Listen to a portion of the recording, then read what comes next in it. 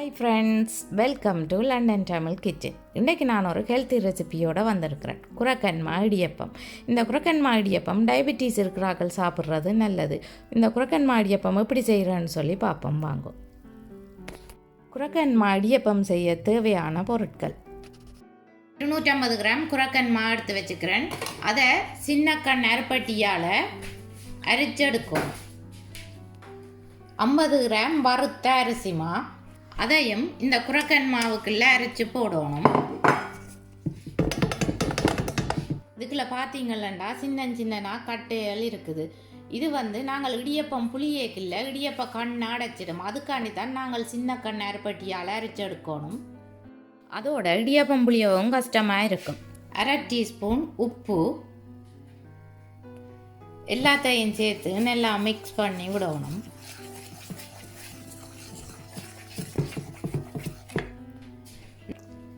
நல்ல கொதி சுடு தண்ணி விட்டு இந்த மாவை குழைச்செடுக்கணும். நல்ல கொதி சுடு தண்ணி தான் விடணும்.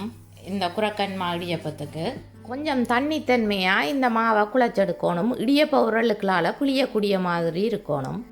இந்த குரக்கன் இடியப்பம் குழைக்கிறதுக்கு நான் 360 மில்லிலிட்டர் கொதி சுடு தண்ணி யூஸ் பண்ணினான்.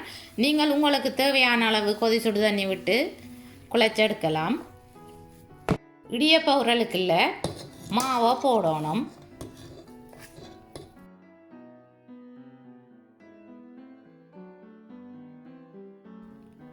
இடியப்ப மாவை உரலுக்குள்ள போட்டுட்டேன்.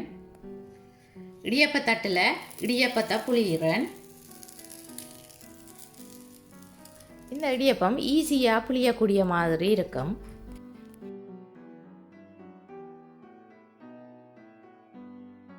இந்த இடியப்ப மாவை நாங்கள் இடைக்கிட இப்படி கிளறி விடணும். ஏனென்று சொன்னால் குரக்கன் மாவில் செய்கிறபடியாக குரக்கன் மா டக்கண்டு காஞ்சிடும். அப்போ நாங்கள் இப்படி இடைக்கிட கிளறி விட்டால் தான் இடியப்பம் புளிகிறதுக்கு ஈஸியாக இருக்கும். இந்த குரக்கன் மா காஞ்சதுன்னு சொல்லி சொன்னால் உங்களுக்கு இடியப்பம் புளிகிறதுக்கு கஷ்டமாக இருக்கும். மீடியம் ஹீட்டில் ஆன் பண்ணி ஸ்ட்ரீமரில் தண்ணி கொதிக்க வச்சிருக்கிறேன். இடியப்பத்தை ஸ்ட்ரீமரில் தான் நான் அவிச்செடுக்கிறேன்.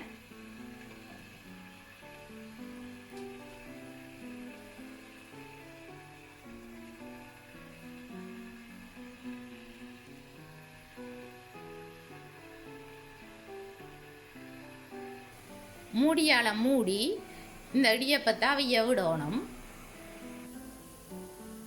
இந்த இடியப்பம் 3 to 5 மினிட்ஸ்லேயே வேகிடும்.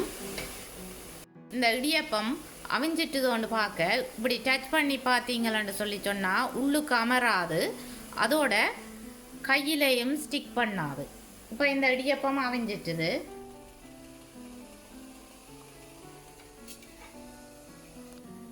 இடியப்பம் இப்படி வந்திருக்குதான்னு பாருங்கோ. நல்ல சாஃப்டாக வந்திருக்குது.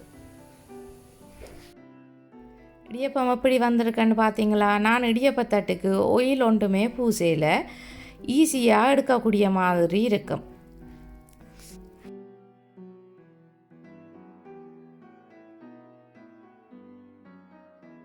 குரக்கன் இடியப்பம் எப்படி வந்திருக்குன்னு பார்த்தீங்களா? நல்ல சாஃப்டாக வந்திருக்குது. இந்த குரக்கன் மா இடியப்பத்தை நீங்கள் தனியாக குரக்கன் மாவிலேயே அவிக்கலாம்.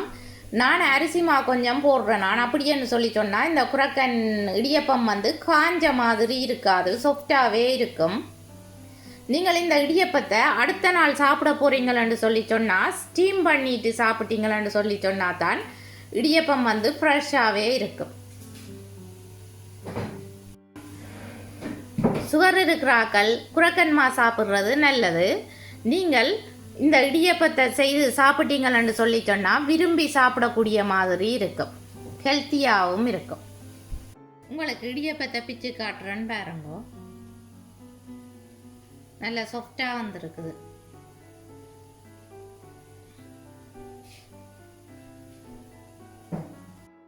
நான் எடுத்த மாவின்ற அளவுக்கு எனக்கு 12 இடியப்பம் வந்தது.